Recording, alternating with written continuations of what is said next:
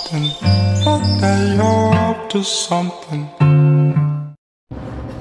Sa bawat sulok ng Pilipinas, maririnig ang sigaw ng kabataan. Mabilis magsalita, matalino at mulat. Ngunit sa bawat salita nilang binibitawan, tanong ang bumabalot. Kanino nga ba sila kumakampi? Sa sariling wika o sa banyagang dila? Ayon sa isang pag-aaral ng Komisyon sa Wikang Filipino noong 2021, patuloy ang pagtaas ng paggamit ng wikang Ingles sa akademya, social media at pang-araw-araw na usapan ng mga kabataan. Habang ang sariling wika, Filipino ay tila naiiwang nakatenga sa tabi. Sa panahon ng globalisasyon at makabagong teknolohiya, nasusubok ang ating kulturang Pilipino. Kaya sa episode na ito ng Chopchick Documentaries, ating tutuklasin. Bakit nga ba mas pinipiling gamitin ng ilan ang wikang banyaga kumpara sa sariling wika? At ano ang epekto nito sa pagkakakilanlan natin bilang Pilipino? Hindi may kakailang may mga pagkakataong mas mahalaga ang wikang banyaga, lalo na sa teknolohiya, ekonomiya at agham. Kapag ito na lang ang ginagamit, paano na ang wikang Filipino? Ayon sa datos mula sa Philippine Institute for Development Studies o mas kilalang bilang PIDS, may pagbaba sa interes ng kabataan sa pag-aaral ng sariling wika, lalong-lalo na sa kolehiyo. Isang survey ng Pulse Asia noong 2022 rin ang nagpapakita na higit 60% ng kabataang Pilipino ang mas komportableng magpahayag gamit ang Ingles sa online platforms. Ngunit sapat bang dahilan ng kaginhawaan upang talikuran ang sariling pagkakakilanlan? Upang mas maunawaan ang pananaw ng kabataan, tayo ay nagtungo sa St. John's Academy Incorporated upang magsagawa ng panayam sa mga piling estudyante ng junior high school. Narito ang kanilang mga tinig.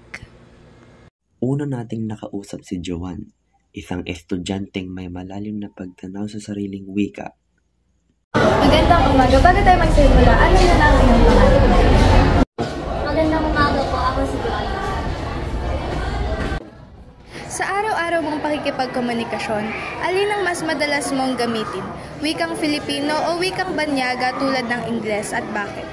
Para sa akin, mas ginagamit ko ang wikang Filipino dahil ito ang karaniwang lengguwahe na ginagamit sa aming lugar.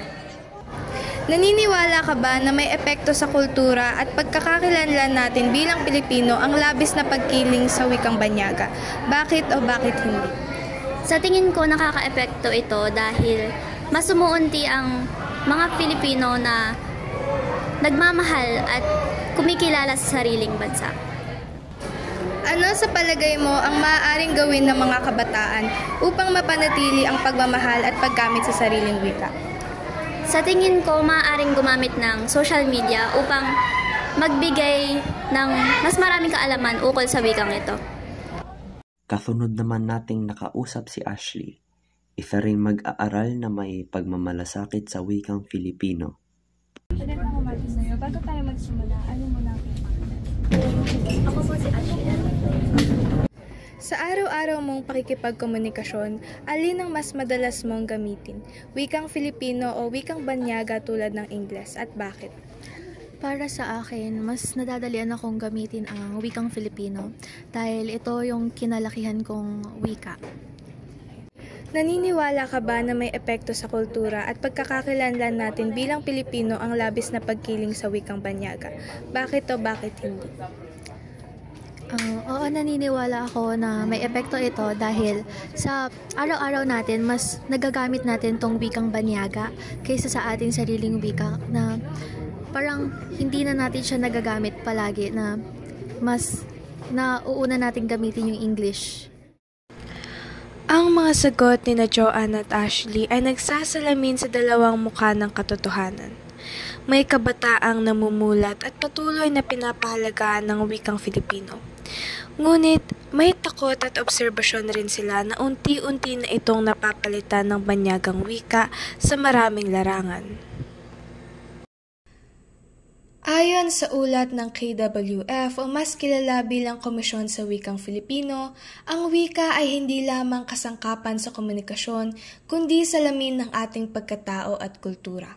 Kapag binabayaan nating mamatay ang sarili nating wika, unti-unti rin tayong nawawalan ng ugnayan sa ating kasaysayan, sa ating bayan at sa ating pagka-Pilipino.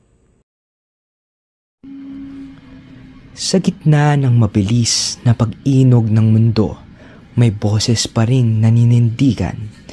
Boses ng mga kabataan na hindi lamang marunong magsalita ng Filipino, kundi may puso para sa pagpapanatili nito. Hindi kasalanan ang matuto ng banyagang wika. Ngunit, huwag sana nating kalimutan ang ating sariling wika. Ang ating ugat, ating dangal, ang ating pagkatao.